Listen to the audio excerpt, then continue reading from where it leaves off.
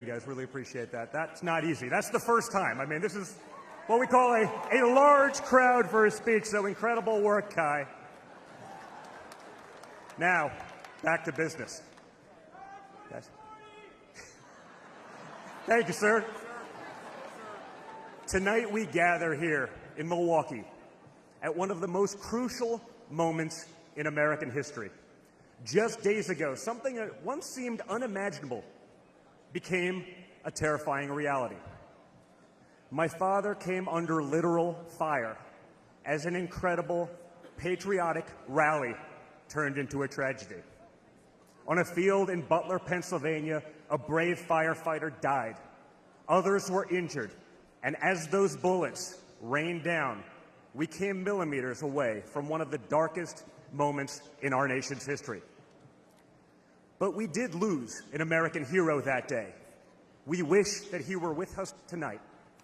But his memory will live on forever in the hearts of his family, his community, and the nation that he loved.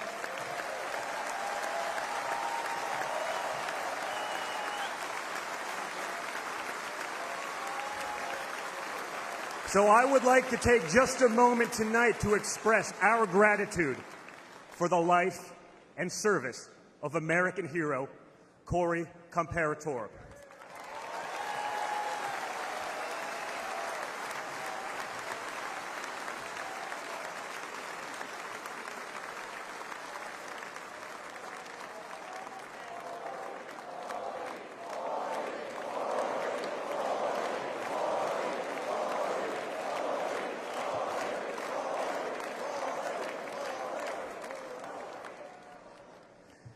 They say you can't truly know how you'll respond in a moment of danger until you're actually confronted with it. So what was my father's instinct as his life was on the line? Not to cower, not to surrender, but to show for all the world to see that the next American president has the heart of a lion.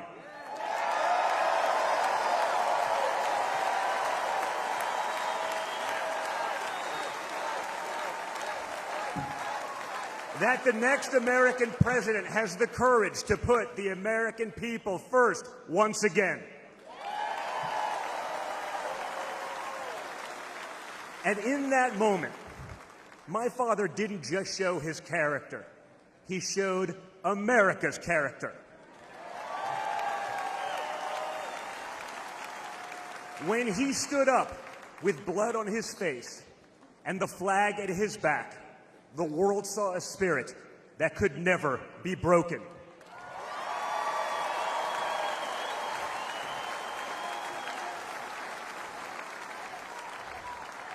And that is the true spirit of America. America knows what it's like to be down. We know what it's like to be confused and to be afraid. Long before the attempt on my father's life, every American I met was filled with fear and anxiety. They were afraid our country was being torn apart. They were anxious about the massive and chaotic invasion of illegal aliens across our border. They were deeply concerned about partisan lawfare, education indoctrination, and attacks on freedom of speech. Most terrifying of all, they saw that our leaders didn't care, or worse, that they joyfully aided and abetted the erosion of our rights. And the lies. Oh yeah, the lies. We won't ever forget the lies. From left-wing politicians, from their allies in the media, when you hear them in a row, you fully understand the extent they have gone to divide this great nation. They lied about Russia collusion. They lied about Hunter's laptop. They lied about Joe Biden's fitness for office. They lied about the border being secure. They lied about inflation being transitory. They lied about how they would safely withdraw from Afghanistan. They lied about Biden being a, quote, moderate. And they told one nonstop lie after another about my father. But they could only run away from reality for so long. All hell has broken loose in America, and it's impossible to hide anymore.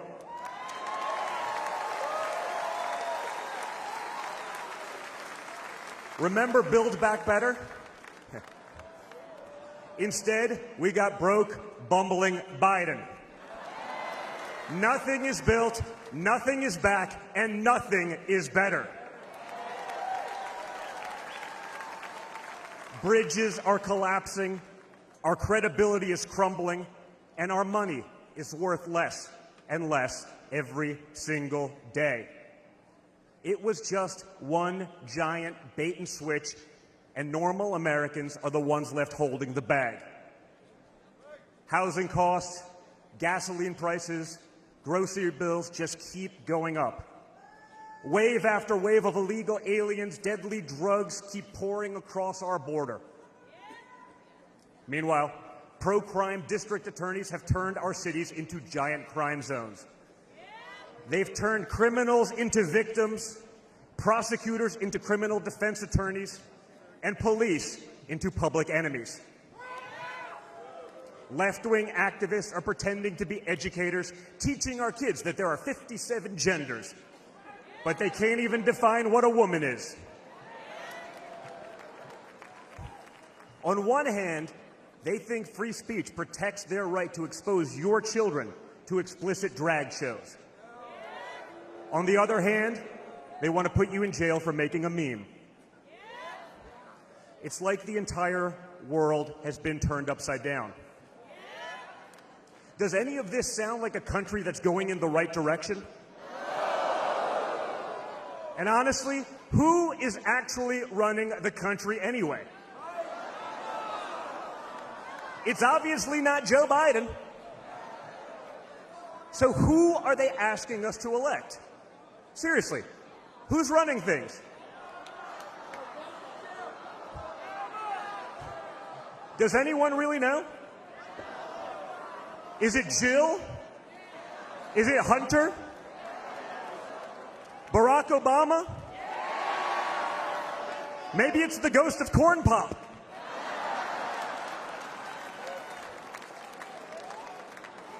Whoever is running the show, the only thing they are effective at is persecuting my father.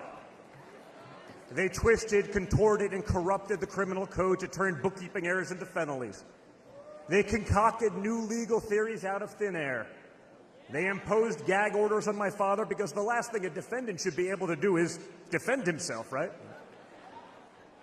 They punished him for merely speaking the truth. They say they hate Vladimir Putin, but it sure seems like they've spent a lot of time copying his playbook.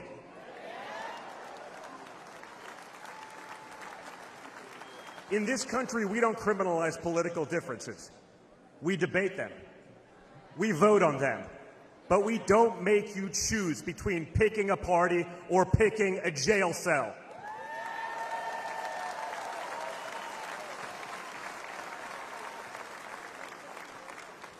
There was a time when the Democrats really wanted what was best for America, even if they had a different way of getting there. It was the party of Franklin Roosevelt, John F. Kennedy, Martin Luther King Jr. You may have disagreed with that party, but at least you could respect it. But this new extreme Democrat Party, they want us to somehow believe that the only way forward is going backwards, where hiring decisions are based solely on race, where justice is only for those with the right opinions, where streets are a luxury only for the elite, where economic opportunity exists only when you know the right people. Right now, the America we all grew up with, the America that we love, feels like an old photograph where you sit down with your children and tell them what life used to be like. You look back at that America and remember a country that was confident and proud, an America that knew who it was and what it stood for. And it could all feel like a distant memory. Somewhere along the way we stumbled. Somewhere along the way we lost ourselves. But we can't live on nostalgia. Yes, America was great, but our greatest days are yet to come.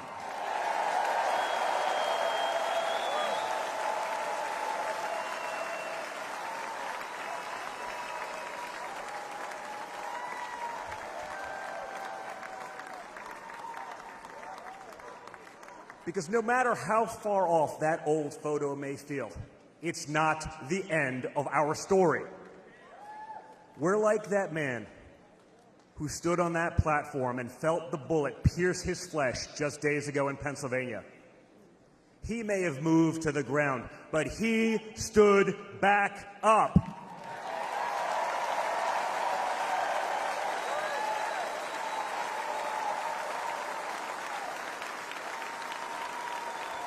And when he did, my father raised his fist into the air. He looked out at the crowd, and what did he say?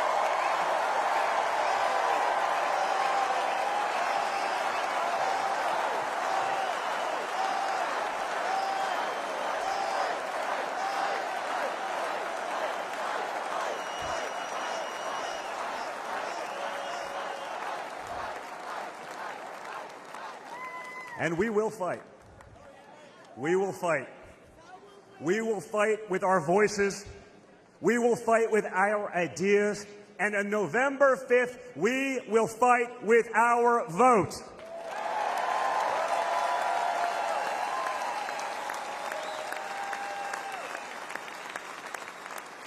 I've always been proud of him, but I've never been prouder of my father than I was in that moment. That's when the world found out that there is tough, and then there's Trump tough.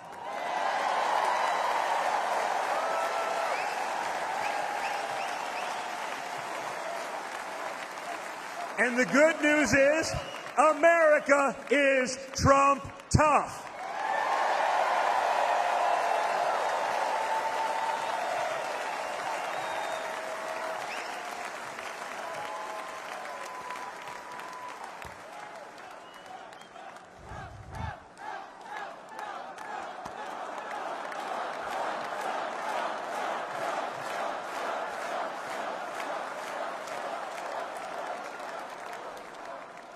In 1912, more than a century ago, another legendary Republican president came right here to Milwaukee. At a political rally less than 1 mile from where we stand tonight, Teddy Roosevelt was struck by a would-be assassin's bullet. But he didn't quit either. He finished his speech and he kept fighting.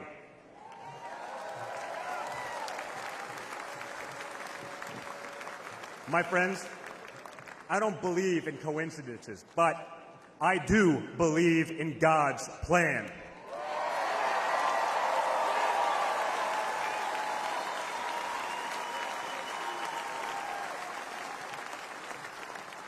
Today, Teddy Roosevelt's man in the arena has a name, and it's Donald J. Trump.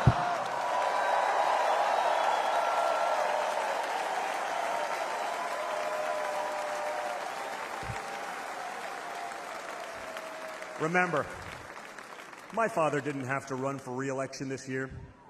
He doesn't need the money, the fame, the power. Frankly, he doesn't need the witch hunts, the phony investigations, or the political prosecutions either. But he knew he had to run if there was any chance at saving America.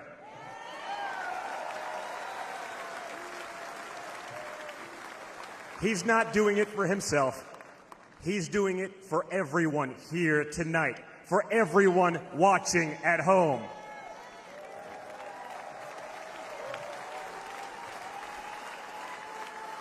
No matter who you are, you can be a part of this movement to make America great again. Look at me and my friend J.D. Vance, a kid from Appalachia and a kid from Trump Tower in Manhattan. We grew up worlds apart, yet now we're both fighting side by side to save the country we love. And by the way, J.D. Vance is going to make one hell of a vice president.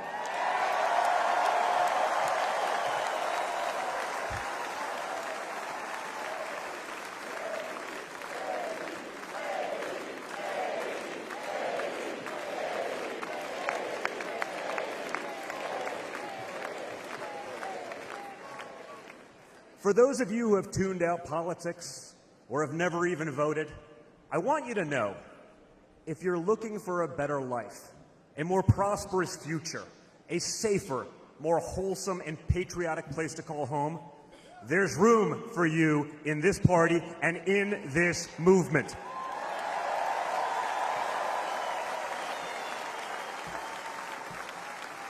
In fact, you're the ones who matter most of all. My father has always said that the people he gets along with best are the people who really work for a living.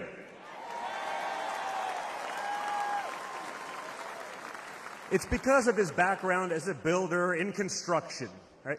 In construction, it doesn't matter how smart your architect is if you don't have the best guys laying the bricks.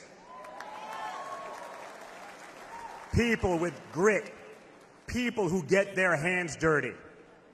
That's a big problem with Washington, D.C. Most of the bureaucrats who rule over us have never built anything in their lives. It's time to build something real, something tangible, something that will last and leave this country better off for our children. That's my father's mission.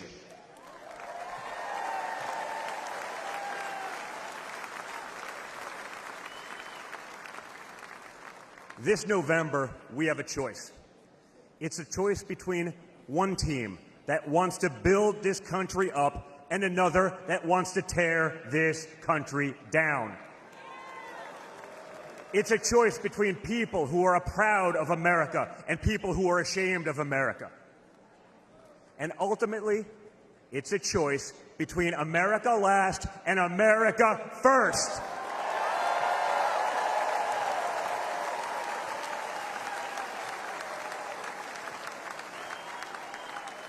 So if you love this country from the bottom of your heart, if you want to bring back common sense, if you want to save the American dream, if you want to stand up and fight for the future of our nation, you must re-elect my father, Donald J. Trump.